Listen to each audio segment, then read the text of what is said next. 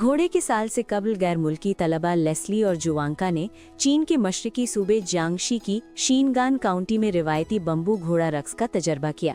ये रक्स चिंग अहद से चला आ रहा है। अब इसे सूबाई सतह के गैर मादी सकाफती विरसे के तौर पर तस्लीम कर लिया गया है।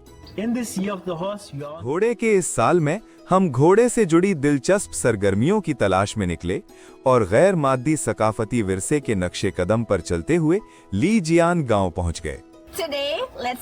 आज आइए चीन के इस शानदार गैर मादी सकाफती विरसे बम्बू घोड़ा रक्स को दरियाफ्त करते हैं। बैम्बू घोड़ा रक्स की तारीख 100 साल से भी ज्यादा पुरानी है। इसमें 8 बुनियादी हरकत शामिल हैं, जिनमें से हर एक खुशकिस्मती और खुशी की अलामत है।